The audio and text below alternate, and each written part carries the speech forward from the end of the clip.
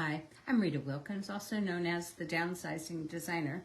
So it's Tuesday night, and I'm here to talk to you tonight about something that is of interest to a lot of people, and it's minimalism, an uncluttered and simpler life that changes you. So have you ever kind of wished that you could go back to the good old days? And what does that mean anyway? What were the good old days to you, if you were to try to define them? So is it maybe a simpler, easier, less stressful life with more time on your hands, where every minute you were not committed to doing something or going somewhere? How did your life get to be so stressful right now? And how did you accumulate so much stuff? And when? And how did you get to the point where you're kind of like on a hamster wheel and it just keeps going faster and faster, and you don't know how to get it to stop? So your life and many other lives seem like they're out of control, and you might be overwhelmed. You know that it's not working the way that it is right now, and it might even seem impossible and too difficult to change. So then we just continue with the status quo. So what does it have, but it doesn't even have to be that way when you think about it.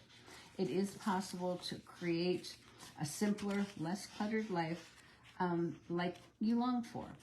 And you can create that good old days feeling again when you take steps to declutter your life, declutter your stuff, one day at a time. So I'm going to share with you my decluttering and downsizing journey just as an example, because there was a time in my life where I had way too much stuff. And it was just a few years ago that my life was spiraling out of control. I had no time, I had no money, no energy, no freedom to do the things that I really wanted to do. And all I remember wanting was a change and a chance to start over again, to get back to that simple life with less. So downsizing and decluttering for sure changed me, which is why I do what I do right now as the downsizing designer around the country.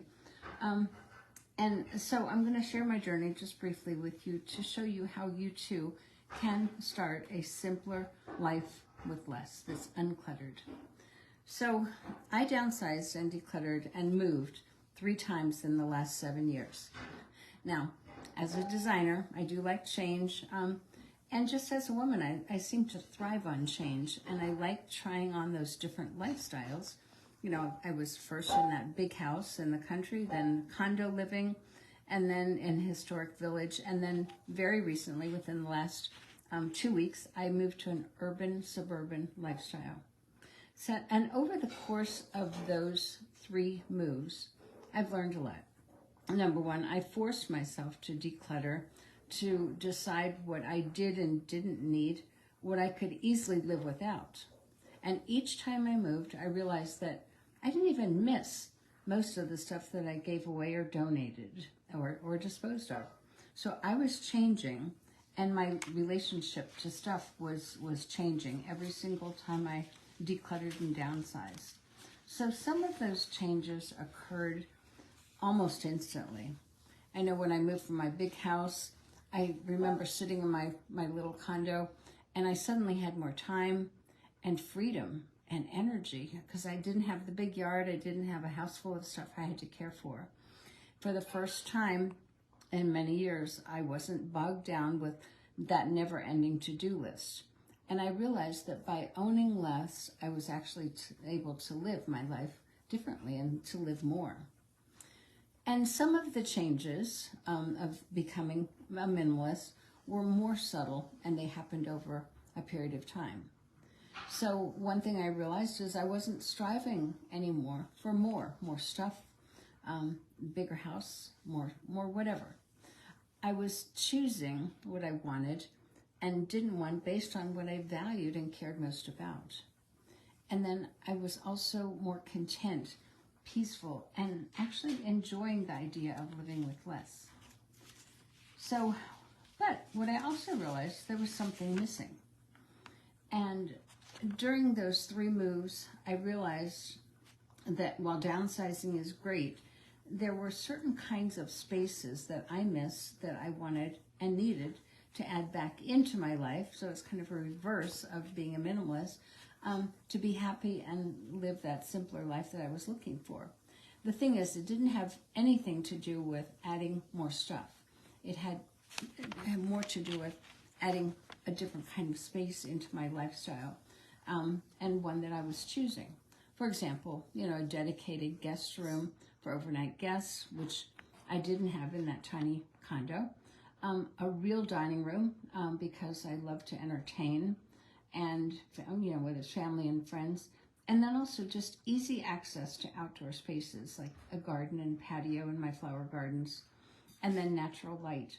So morning sun is obviously a pretty important thing to a morning person, and that's what I now have, and it's what I was missing as I was moving from house to house.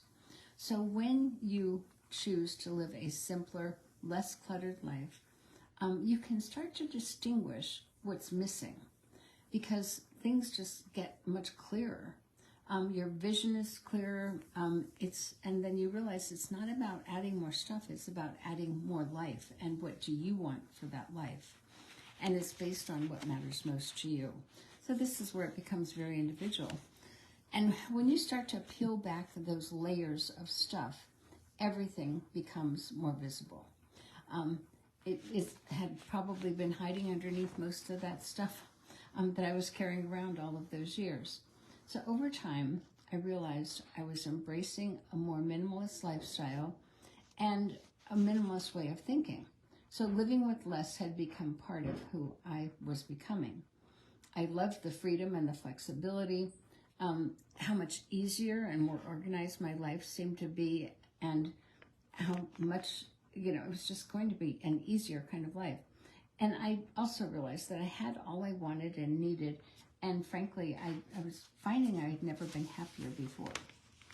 So once you get back to the basics in life, to the good old days, like we might say, you start to prioritize your life differently.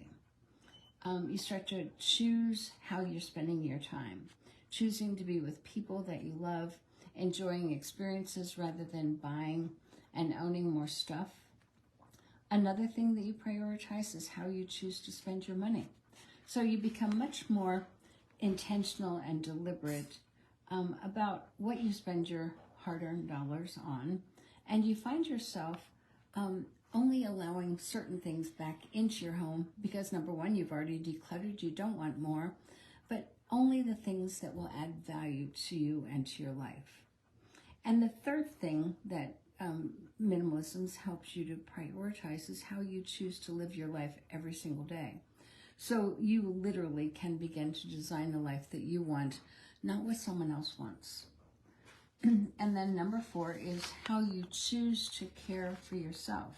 So self-care is very much a part of minimalism. And choices that are made intentionally, boundaries that are created around excess anything. So it could be excess clothing, excess food, excess social media.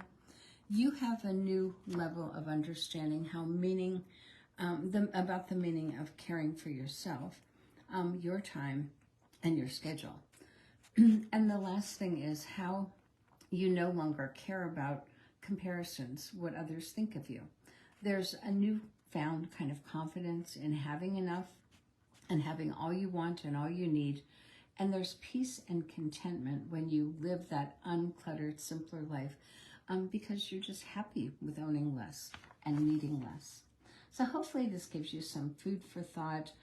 Something I don't normally share my personal story, but in many ways my story, number 1 is why I'm here, but number 2, many people have commented, how they've seen my journey change me, and it has changed me. So as you begin to live with less stuff, you can see your life a little more clearly, and then you start to make all those choices. Get off that hamster wheel, because it doesn't have to be that way. So this will be a blog on our website, and it'll also be a YouTube video. So if you are joining late, please feel free to join me there. Thanks. I'll see you next week.